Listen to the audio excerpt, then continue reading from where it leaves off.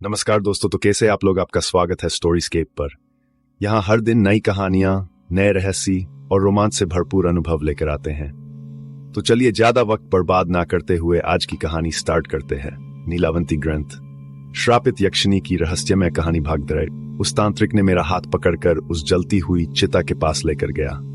मैंने देखा वह चिता कम और हवन कुंड ज्यादा लग रहा था। उसके आसपास बहुत सी अजीबोगरीब चीजें रखी हुई थी।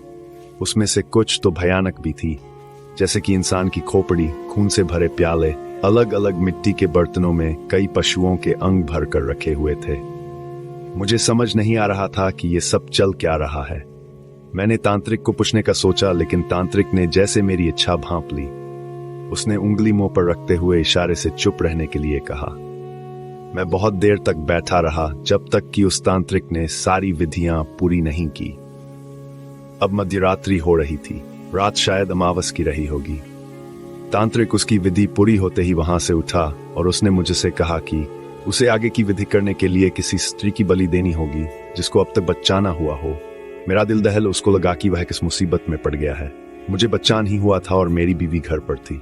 मैं एक साधारण किसान था। मेरी और मेरी पत्नी का ना कभी झगड़ा होता था, ना मुझे किसी बात के लिए तंग ही करती थी। उस तांत्रिक के पास ना जाने कौन सी ऐसी शक्ति थी कि मैंने उसे अपनी बांझ बीवी के बारे में बताया। बताते समय भी मुझे लग रहा था कि यह ठीक नहीं है, मुझे ऐसा नहीं करना चाहिए, लेकिन मेरी जुबान अब मेरे नहीं किसी और कैप्स में थी। तांत्रिक ने जैसे ही मुझसे मेरी बीवी के बारे में सुना तो वह खुश हो गया। उसने मेरे हाथ में एक बहुत बड़ा छुरा दिया और कहा कि अपनी बीवी को यहाँ या फिर उसका सिर काट कर लेके आओ। साथ में एक इंसान की खोपड़ी भी दी और कहा कि यदि बीवी साथ में नहीं आती और अगर मैं सिर काटने का फैसला लेता हूं तो जैसे ही गर्दन पर छुरा लगाऊं, तुरंत इस खोपड़ी में खून जमा कर बिनाए के भी बूंद जमीन पर गिराए। मैंने छुरा हाथ में पकड़ लिया। मुझे आश्चर्य हो रहा था कि मैंने ऐसा क्यों किया। मैं घर की तरफ जाने लगा, जहां मेरी बीवी सोच रही होगी कि उसका पति हर रोज दिन डरने से पहले खेत से लौट आता है। लेकिन आज ऐसा क्या हुआ कि मध्यरात्रि के बाद भी वह नहीं आ पाया। शायद उसने बहुत देर तक मेरी राह देखी थी और वैसे ही दरवाजे के पास सो गई। मेरा घर सुनसान इलाके में नहीं था। मेरे घर के आसपास भी थोड़ी दूरी पर कई घर बनाए हुए थे, लेकिन देहातों में लोग जल्दी सो जाते हैं, तो 2-4 कुत्तों के अलावा कोई दिख नहीं रहा था। हालांकि कुत्ते कोई नया इंसान गुजरने पर भौंकते जरूर थे, लेकिन मुझसे उनकी पहचान थी, इसलिए वह हिले तक नहीं। मैं अपने घर की तरफ बढ़ा।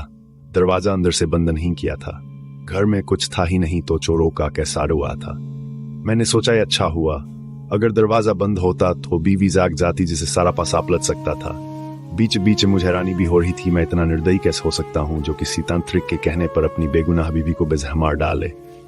लेकिन यह मेरा दिमाग सोच रहा। शरीर की कृति इससे बिल्कुल विपरीत, जैसे कोई मेरे शरीर को चला रहा हो। मैं दरवाजा धकेल कर अंदर गया तो वहीं पर मेरी बीवी सोती हुई दिख गई। मेरा दिमाग जोर जोर से चिल्लाने को चाहता था। मैं चाहता था कि बीवी को चिल्लाकर उठा दूं और भाग जाने के लिए कहूं, लेकिन मैं कुछ नहीं कर पाया।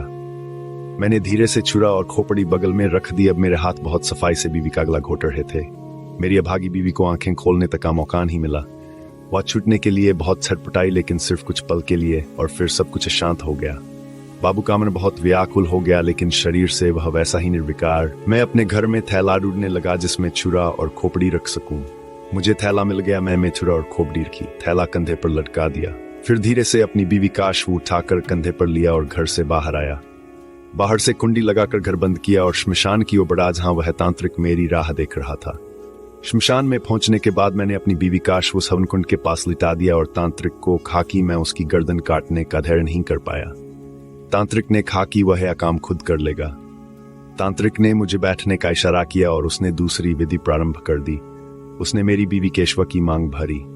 हवन कुंड की अग्नि जब बहुत ज्यादा प्रज्वलित हो गई तो उसने बड़ी सफाई के साथ मेरी बीवी का सर धड़ से अलग कर दिया।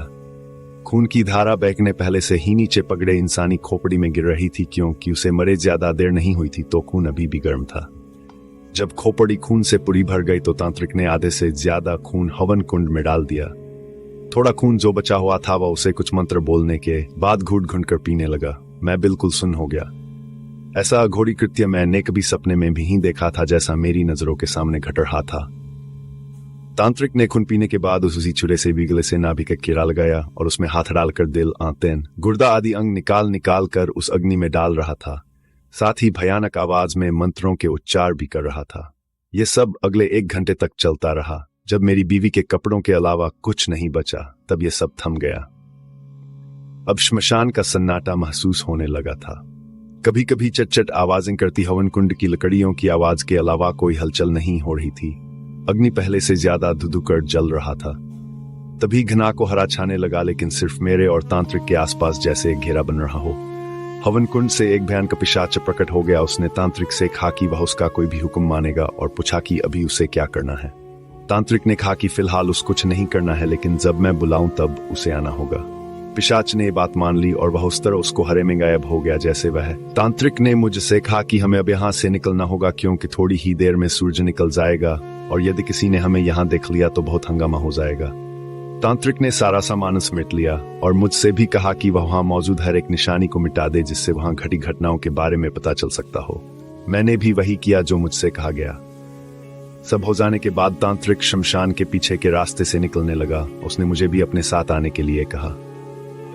हवन कुंड और बाकी सब तांत्रिक विधियों की चीजें हटाने के बाद से ही मेरे जैसा बन गया था और डर से कांपने लगा था। मुझे समझ में आ गया कि मेरे हाथ से कितना बड़ा गुनाह हुआ है। मैं तांत्रिक को पूछने लगा कि मेरे साथ उसने किया था, लेकिन तांत्रिक ने जवाब दिया कि अगर मैं उसके साथ चलूं तो मुझे सब कुछ बता दिया जाएगा। वैसे भी अब वहां पर रहना मेरे लिए अच्छा नहीं होता ही सोचकर मैं उसके साथ चल पड़ा। लगभग 4 दिन तक सफर करने के बाद हम दोनों रात को उस खंडहर में पहुंचे जहां वहां तांत्रिक रहता था। मैंने वहां पर देखा तो वहां भी वैसी ही अगोरी चीजें दिखाई दी जैसे श्मशान में थी। फर्क यह था कि तो मैं उन सब का हिस्सा नहीं था, लेकिन अब ना चाहते हुए भी वह मेरी जिंदगी में दाखिल हो चुकी थी।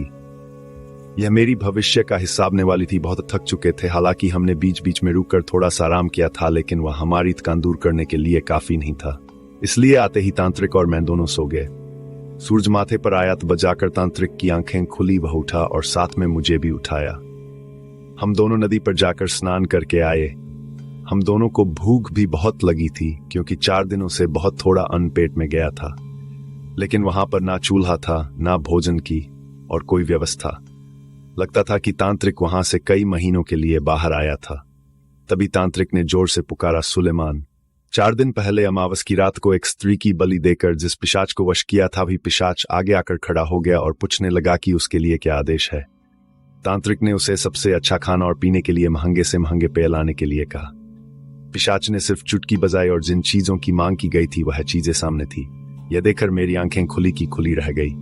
मैं समझ गया कि क्यों तांत्रिक ने इसे वश करने के लिए इतनी मुसीबत मोली थी। वह कोई भी इच्छा पूर्ण कर सकता था। हम दोनों ने भरपेट खाना खाया और साथ में शरबत ठंडाई का भी स्वाद लिया। मैंने तांत्रिक को याद दिलाया कि उसने साथ चलने पर सब कुछ बताने का वादा किया था। तब तांत्रिक ने बताना शुरू किया। मेरा जन्म कहा हुआ था यह तो मुझे याद नहीं है, लेकिन मुझे एक अघोरी ने पाला था। इसका नाम चंद्रा बाबू था। अघोरी वह तांत्रिक जमात होती है जो नरमांस का भक्षण करते हैं। क्योंकि मैं अघोरी के साथ रहता था, इसलिए हर कोई मुझसे डरता था। वैसे मेरा कोई नाम नहीं रखा गया था, लेकिन चंद्रा बाबू मुझको कन्म कहकर पुकारता था। बचपन से ही नरबली और पशुबली को देखते मेरी जैसे आत्मा मर गई थी। उस अघोरी के साथ रहने से मैं भी अघोरी ही बन गया था। मरने से पहले चंद्रा बाबू ने मुझको पिशाच वश करने की विधि बताई और कहा कि यदि किसी भी तरह से तुम्हारा गुजारा ना चले तो भी पिशाच वश करने की सोचना तब तक नहीं, क्योंकि पिशाच वश करने के लिए तुम्हें वह करना पड़ेगा जो आजत का तुमने कभी नहीं किया। किसी गांव की श्मशान भूमि में जाकर पहले बकरे, कुत्ते और मुर्गे की बलि चढ़ानी होगी और फिर किसी बांझ स्त्री की उसी के पति के माध्यम से बलि चढ़ानी होगी। यदि तुम इसमें सफल हुए तो पिशाच वश हो जाएगा और तुम्हारी हर एक इच्छा पूरी करेगा। उस पिशाच को हमेशा के लिए अपने हुक्म में रखने के लिए हर अमावस को तुम्हें एक बच्चे की बलि चढ़ानी होगी। तभी वह तुम्हारा हर एक हुक्म मानेगा, नहीं तो तुम्हारी बलि लेकर वह फिर से अदृश्य हो जाएगा। यह कहकर चंद्रा बाबू ने घंटे भर बाद आखिरी सांस ली। धन्यवाद इस कहानी को देखने के लिए। अगली बार फिर से मिलेंगे एक नई कहानी के साथ। तब तक हमारे चैनल स्टोरीस्केप को सब्सक्राइब करना न भूलें और वीडियो को लाइक शेयर करें ताकि आप हमेशा हमारी नई कहानियों से जुड़े रहें।